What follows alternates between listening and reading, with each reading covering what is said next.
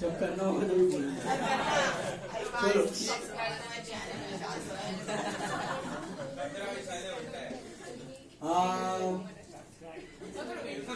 bills of exchange. Now listen, started with the basics in the last lecture, correct? Remember what is a bill of exchange? Is it your normal bill which you pay at the stores or buying goods, or is it an invoice? No. Bills of exchange is none of those. Bills of exchange is what? It's a document, written document made by the creditor. It contains an unconditional order. याद आया? It is an unconditional order given by the creditor to the debtor to pay a certain sum of money after a certain period of time. अच्छा correction करना तुम्हारे book में पहले line में उधर अनप्रॉमिस दिया हुआ है. I thought the correction was made but नहीं हुआ है. फर्स्ट लाइन पे रिटर्न प्रॉमिस दिया हुआ है ना, just cut it. Right there it is an unconditional order made by the creditor on the debtor. It is an unconditional order made by the creditor on the debtor. It is an unconditional order made by the creditor on the debtor. With the correction. Pencil लिखिए. Pencil का कुछ नहीं लाया. ले ले बाजू वाले से ले. It is an unconditional order made by the creditor upon the debtor. ठीक है? To pay a certain sum of money after a stipulated period of time. Rest part is same. So मुझे बताओ, आप जब क्रेडिट में good cell करते हो, okay?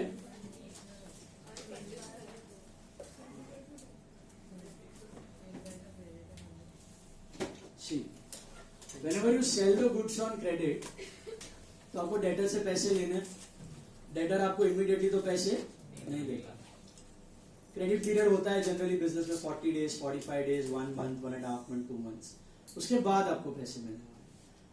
तो आप ये डॉक्यूमेंट बना के अपनी भी साइन कर लेते हो और उसकी भी साइन ले लेते हो. ये करने के पीछे 2 रीजन होते हैं. ये डॉक्यूमेंट बनाने के 2 important uses we had discussed if you remember. What are the 2 uses? Number 1 security of payment and number 2 negotiable instrument. Security मतलब आप उसको कोर्ट में ट्रैक कर सकते हो अगर नहीं पे किया तो. And what do you mean by negotiable instrument? It can be used to settle the transaction. Instead of cash you can use it to settle transactions like cheque और लाइक कार्ड्स और डेबिट कार्ड और credit card. You can use it to settle the transaction, right? So उसके बाद हमने देखा था इसके second use के काफी सारे हेल्प हो जाते हैं ड्रॉवर को. क्या यूज हो जाते हैं कि एक तो आप डिस्काउंटिंग करवा सकते हो. What do you mean by discounting? Selling the bill to the bank and getting the money immediately. और क्या कर सकते हो आप इस बिल से? एंडोर्स कर सकते हो, क्रेडिटर को सेटल कर सकते हो. बराबर है, ये भी काम आ जाता है आपको.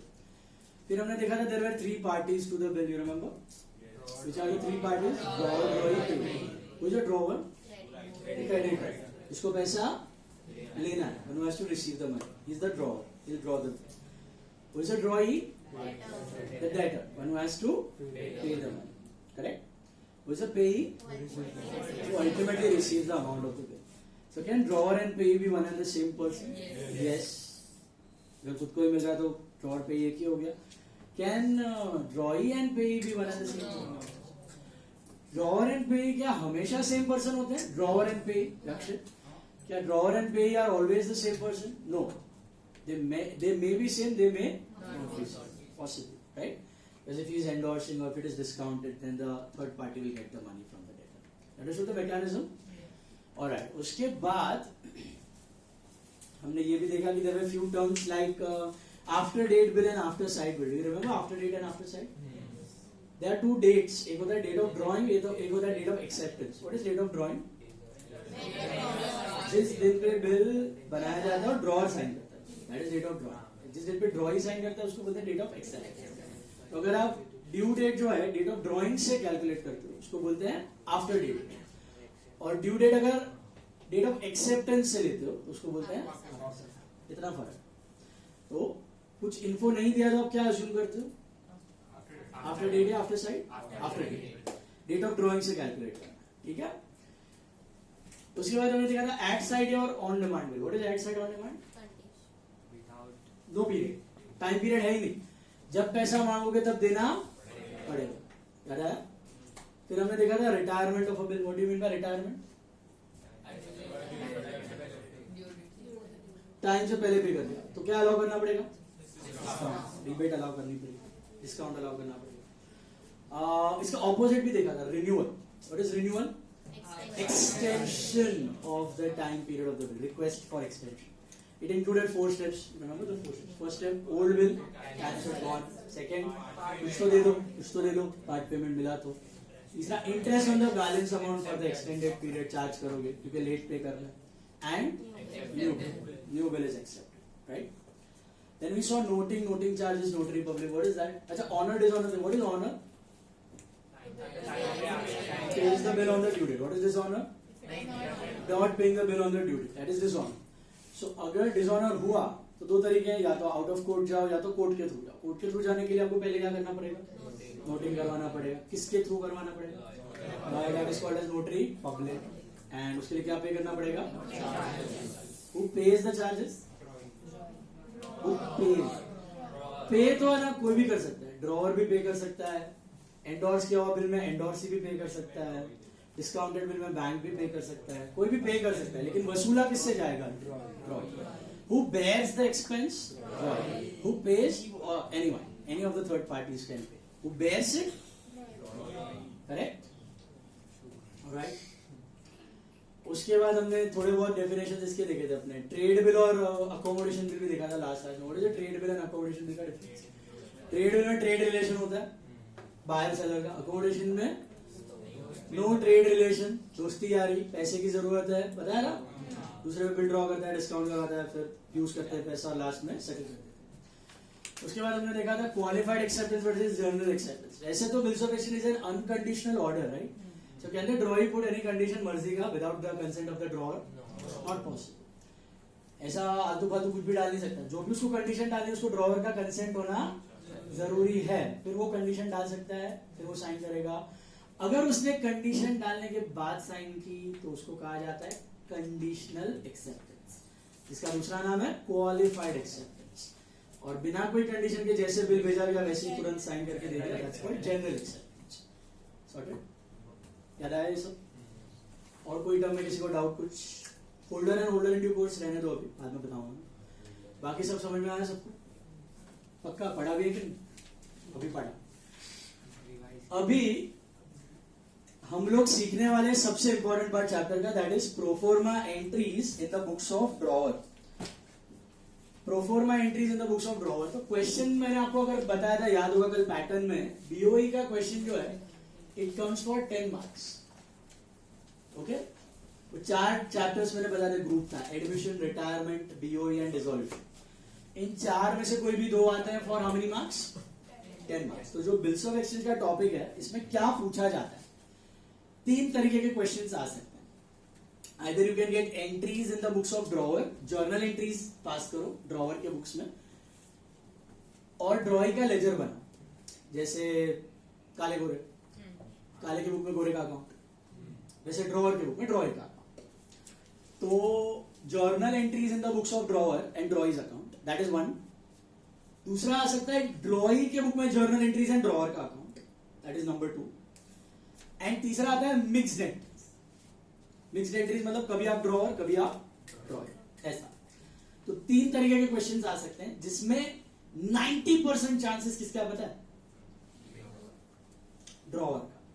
Entries in the books of drawer and drawee's account, इसका चांसेस सबसे ज्यादा है, सबसे ज्यादा. 90% इसलिए बता रहा हूं क्योंकि बोर्ड पेपर्स में आज तक इतनी बार 90% अगर आप डेटा उठा के देखो तो यही क्वेश्चन है. Entries in the books of drawer and drawee's account, जो हम लोग अभी सीखने वाले हैं. ठीक है? तो ये एकदम कड़क रीत से करना. और ये इंपॉर्टेंट इसलिए भी है क्योंकि वापस अगर आपको ड्रॉवर की एंट्रीज अच्छे से आ गए तो ड्रॉइंग ऑटोमेटिकली आ जाएगी, क्योंकि वो उल्टे हैं. उल्टा ही करना है, ऑपोजिट करना है. और अगर ड्रॉ ड्रॉ दोनों आ गए तो मिक्स तो ऑटोमेटिकली आ गया. मिक्स तो दोनों का कॉम्बिनेशन ही. तो मेन फोकस किस पे रखना है आपको? Entries in the books of drawer, जो अभी आप सीखने वाले हैं. ठीक है? अभी who is the drawer? He is the creditor. या सेलर बोलो, या one who makes the bill, one who has to receive the money, correct? Let's start with the proforma entries. जो ट्रांजैक्शन शुरू होते हैं ना बिल्स ऑफ एक्सचेंज के, उसकी शुरुआत कहां से होती है? सेल्स एंट्री से. सबसे पहले कहां से स्टार्ट होगा? सपोज मैंने, शुभम था ना, शुभम को गुड्स बेचा, तो सबसे पहला एंट्री आएगा आपको क्रेडिट सेल का आएगा कि कैश सेल्स का आएगा? ऑब्वियसली क्रेडिट सेल्स, क्योंकि अगर कैश सेल हो गया तो बिल की जरूरत है ही नहीं, पैसे आ गए तो काय का बिल. तो क्रेडिट सेल्स की एंट्री क्या होगी? क्रेडिट सेल्स की एंट्री होगी शुभम टू सेल्स, मतलब क्या? Debtor to sales. दिख रहा है आपको प्रोफॉर्मा में पहला वाला? First entry you will find in the proforma entries, theory के बाद ही दिया हुआ, पेज 3, पेज 2 और 3 पे मिला. सबसे पहला sales entry, that is what? Drawee to sales बोलो, या डेटर टू सेल बोलो, या एक्सेप्टर टू सेल बोलो, या पार्टी टू सेल. सब में आपको ये सब डेटर वेटर नहीं लिखना है, ये प्रोफॉर्मा एंट्री, वहां पे नाम दिए होंगे अजय, विजय, संजय, राहुल, राम, वगैरह. So Ajay to sales, what that? Very first entry is debtor to sales. Sorted है ये वाला, सबको आता है. लॉजिक क्या है इसका? डेटर बोले तो एसेट, एसेट बढ़ा तो डेबिट, एंड इनकम, सेल्स बोले तो इनकम, इनकम बढ़ी तो बेसिक फंडास के साथ ही जाना है. 4 आइटम्स है, asset, liability, income, expense. Any time business revolves around these 4 items. इसके अलावा बिजनेस में कुछ नहीं होता. तो whenever an expense or an asset increases, you debit it, or decreases, you credit it. Income and liability increases, you credit, decreases, you debit. Sorted? Then sales होने के बाद वो हमें पैसा देने वाला है, debtor हमें पैसा देने वाला है. These are asset, right? But is he giving you cash, or is he giving you check, or is he giving you some asset, furniture, building, machine? No, he is giving you some other asset. What is he giving? Bills receivable. आपको याद है मैंने बताई थी entry होती है इसकी, इसको बोलते हैं एक्सेप्टेंस एंट्री. क्या बोलते हैं? तो वो डेटर आपको जब साइन करके बिल दे रहा है तब actually you are getting an asset from. What is that asset? So think what entry will pass? Bills receivable, asset बढ़ा टू डेटर. अगर कैश देता तो क्या करते आप? कैश टू डेटर करते. अगर फर्नीचर देता तो फर्नीचर टू डेटर करते. अगर डेबिट कार्ड क्रेडिट कार्ड से पैसे देता तो बैंक टू डेटर करते. ड्राफ्ट बैंक ड्राफ्ट देता तो बैंक टू डेटर करते. क्या दे रहा है? तो बिल्स रिसीवेबल टू डेटर. ये 2 एंट्री समझ आई आपको? डेटर लिखो, एक्सेप्टर लिखो. ये प्रोफॉर्मा एंट्री, इससे कोई फर्क नहीं पड़ता. सब में क्या लिखोगे आप? ना. तो पहला एंट्री समझो, अजय को आपने माल बेचा तो अजय टू सेल्स, फिर अजय ने आपको बिल दिया तो दिया टू अजय. सिंपल. पहले 2 एंट्री समझ आ गए सबको. फिर एक आपको ट्री डायग्राम मिलेगा, 4 उसमें ब्रांच आउट ऐसे किए होंगे, दिख रहे हैं? What are these 4? These 4 are the 4 possibilities where the bill can travel. 4 possibilities हैं जहां बिल जा सकता है. पहला वाला दिया होगा आपको यहाँ पे रिटेन, है ना? दूसरा दिया होगा एंडोर्स, तीसरा दिया होगा डिस्काउंटिंग, और चौथा दिया होगा बैंक फॉर कलेक्शन, वसूली बैंक. डिस्कस किया था वसूली बैंक. सो ये 4 पॉसिबिलिटीज हैं जहां पे बिल जा सकता है. एक बिल एक ही जगह पे जाएगा. एक ही बिल एंडोर्स और डिस्काउंट और बीएफसी तीनों में नहीं जा सकता. Common sense, are you understanding? एक बिल अगर मैंने डिस्काउंट करवा दिया तो खत्म discount. Can that be endorsed? Not possible. एक बिल अगर मैंने एंडोर्स कर दिया तो वो एंडोर्समेंट की एंट्रीज में चला जाएगा. एक बिल अगर मैंने वसूली भाई को दे दिया तो वो बीएफसी के पास चला जाएगा. और कुछ भी नहीं किया तो किसके पास पड़ा हुआ? हमारे पास. उसको बोलते हैं रिटेन. तो 4 पॉसिबिलिटीज हैं, 4 डिफरेंट सिनारियोज हैं जहां पे बिल ट्रैवल कर सकता है. समझ में आया? और ये 4 सिनारियोज, ये 4 पॉसिबिलिटीज कौन कर सकता है? ड्रॉवर की ड्रॉई? ड्रॉवर ही कर सकता है. ड्रॉई के पास इसका कोई विटो पावर, उसने तो बिल साइन करके हमें दे दिया है. हम ड्रॉवर है, हम क्रेडिटर है, हम ही अलग अलग जगह पे बिल भेज सकते हैं. ये समझ में आया? पक्का? चलिए फर्स्ट सिनारियो देखो. रिटेन्ड. रिटेन्ड में सबसे पहला आपको दिया होगा यहाँ पे साइड पे dealing entry. Can you see that? Dealing entry. Dealing का मतलब होता है कि आप जब बिल ट्रांसफर करते हो डील या डिस्काउंट करवाते हो, एंडोर्समेंट में बेचते हो, अपने पास रखते हो, तो वो जो जा रहा है ना उसको डीलिंग एंट्री, ठीक है।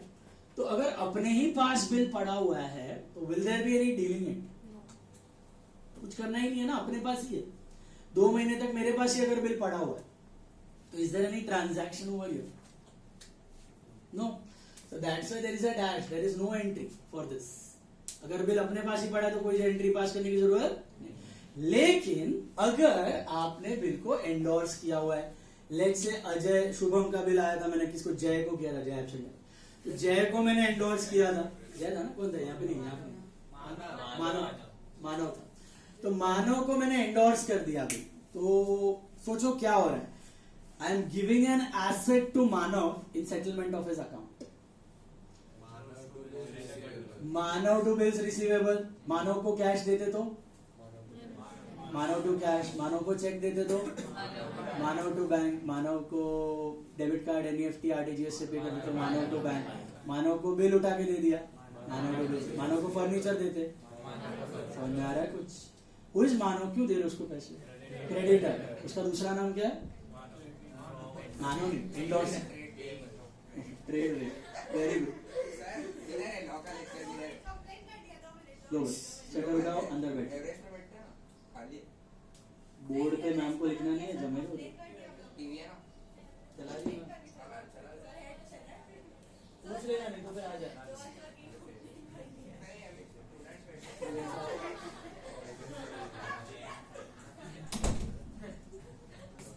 Now listen,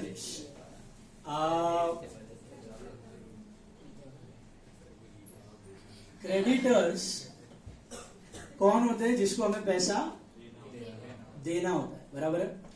क्यों देना होता है? हमने कुछ माल वाल खरीदा उनसे, माल मतलब गुड्स, ओके, तो गुड्स खरीदा हमने उनसे, तो हमें उसको पैसा देना होता है। तो if we are giving cash to Manav, entry would be Manav to, cheque देते तो मानव टू बैंक। हमने ये कुछ नहीं दिया, हमने क्या दिया? बिल उठा के दे दिया, आया हुआ बिल पड़ा था, बिल्स रिसीवेबल उसको दे दिया, तो एंट्री क्या होगी? मानव टू बिल्स रिसीवेबल। अब मानव जो है वो क्रेडिटर है, क्रेडिटर को आप क्रेडिटर बोलो, सप्लायर बोलो, एंडोर्स सी भी बोल सकते हो, ये वर्ड मैंने बता दिया है। जो बिल एंडोर्स करता है उसको बोलते हैं एंडोर्सर, और जिसके फेवर में जाता है एंडोर्स सी, इसलिए वहां पे आपको मिलेगा endorse C to B R. Can you see that? That is nothing but creditor to B R. Creditor बोलो या एंडोर्स सी बोलो टू बी आर। ये समझ में आया? ये किसकी एंट्री हुई? एंडोर्समेंट। अच्छा, तीसरा है डिस्काउंटिंग। डिस्काउंटिंग का मतलब क्या होता है? आपने ये बिल बैंक को बेच दिया, एंडोर्स ना किया, रिटेन भी ना किया, आपको पैसे की जरूरत थी, तो आपने बिल बैंक में जाके सेल कर दिया। क्या आप तीनों चीज कर सकते हो एक ही बिल के साथ? नहीं। समझ में आ रहा है ना सबको? ये अलग अलग क्राइटेरिया है। तो प्रॉब्लम में आपको या तो एंडोर्समेंट का केस दिया होगा, या तो डिस्काउंटिंग का दिया होगा, या तो रिटेन का दिया होगा, उसके हिसाब से एंट्रीज करनी। तो ये तो एग्जॉस्टिव प्रोफॉर्मा है। तो भाई प्रोफॉर्मा एंट्री में आपको क्या सोचना है कि भैया ये बिल क्या किया आपने? सपोज डिस्काउंट कर रहा है। What is discounting? Remember, you sell the bill to the bank at a lesser price. मुझे बताओ, आपके पास एक फर्नीचर था 50,000 का, ठीक है, आप गए बैंक में और पैसे ले लिए और बेच दिया फर्नीचर 49 में, तो आप क्या एंट्री करते हो? Bank loss on sale of furniture to furniture. ये आपने बहुत बार किया 11th में। 49, 150। लॉजिक क्या है? बैंक एसेट बढ़ा, फर्नीचर एसेट, और बीच में loss is your expense, right? बड़ा एक्सपेंस। यहां पे आप फर्नीचर नहीं बेच रहे हो, आप क्या बेच रहे हो? बिल। तो रिप्लेस कर दो, फर्नीचर की जगह क्या लिख दो? Bills receivable. That's your asset, you are selling it to the bank, and this loss is called as discounting charges या फिर bank charges, both are fine. Bank charges बोलो या डिस्काउंट। एक्चुअली लॉस नहीं है, ये आपने मर्जी से किया हुआ है, तो आप मर्जी से, आपको पैसे की जरूरत थी, आपने वो बिल दिया, 49 लिया और 1000 रुपया चार्जेस पे कर दिया। तो these charges are called as either discounting charges या फिर बैंक चार्जेस। तो can you tell me the entry for discounting? Bank charges या फिर discounting charges to to bills. समझ आया dealing entry? This is for what? This is for what? एंडर। This is for retail. Retail में कोई entry नहीं। चौथा वाला है BFC. What do you mean by BFC? Bill send to bank for collection. Means वसूली भाई। मतलब आपने बिल अपने पास भी नहीं रखा, आपने एंडोर्स भी नहीं किया, आपने डिस्काउंट भी नहीं किया, आपने एक वसूली भाई, इमेजिन देयर इज अ वसूली भाई सिटिंग ओवर हियर, वो आपके सारे बिल्स कलेक्ट कर रहा है। क्यों करता है पता है ना? आपके पास बहुत सारे बिल्स होते हैं तो आप उसको दे देते हो, आप बोलते हो जा जिसकी डेट जब आए तब कलेक्ट करके लाना हो, मुझे पैसे दे देना। तो फिलहाल वो कलेक्ट करने जा नहीं रहा है, फिलहाल आप उसको सिर्फ बिल्स दे रहे हो, you are just handing over the bill to the vasuli bhai. Now listen, is vasuli bhai anyway connected to you earlier? Nothing. वो पहले कुछ नहीं था आपका, ना डेटर था ना, लेकिन एट प्रेजेंट जब आप उसको बिल दे रहे हो आप उसको डेटर बना रहे हो, आप उसको डेटर बना रहे हो। आप वसूली भाई को बोल रहे हो ले भाई सुन, मैं मेरा एसेट तुझे दे रहा हूं। It is like you are selling that asset on credit to him. आप वो अपना बीआर उसको क्रेडिट पे दे रहे हो, सेल कर रहे हो, और उसको बोल रहे हो कि ज्यादा पैसा इकट्ठा करके ला तो मैं तेरे से पैसे ले लूंगा। तो what entry you pass for selling an asset on credit? आप राम को फर्नीचर बेच रहे हो क्रेडिट पे, Ram to furniture. Who is that Ram? वसूली भाई। What is that furniture? BR. तो वसूली भाई टू बीआर, वसूली भाई को बोला जाता है बीएफसी टू बीआर। बीएफसी के जगह आप एक और अकाउंट यूज कर सकते हो, bills sent to bank for collection. Bills sent to bank for collection account debit to BR. वो खाली नाम पड़ा है, मतलब वो बंदा है जो आपका पहले कुछ नहीं था लेकिन अभी आपका वो डेटर बना है। मतलब इन शॉर्ट आज आप उसको एसेट क्रेडिट में दे रहे हो तो एंट्री क्या हुई? BFC to BR. BFC debtor बढ़ा और बीआर घटा। फिर 2 महीने बाद जब वो कलेक्ट करके पैसा देगा ना अपने को, तब हम क्या एंट्री करेंगे? कैश या bank account debit to debtor. BR नहीं, डेटर। जैसे राम को आपने क्रेडिट पे फर्नीचर बेचा तो क्या होता है एंट्री? Ram to furniture. अभी राम ने आपको पैसे दिए, cash to Ram, cash to Ram. Will you write cash to furniture? So वैसी वसूली भाई, वसूली भाई को आपने अभी बिल दे दिया तो बीआर चला गया, एसेट चला गया। अभी कौन है आपका एसेट? वसूली भाई। पहले आपका एसेट था बीआर, आपने वो बीआर इसको बेच दिया क्रेडिट पे, तो now who is your debtor, who is your asset? वसूली भाई, बीएफसी। उससे पैसा आएगा तभी कैश टू वसूली भाई, that is cash to BFC. Is this clear?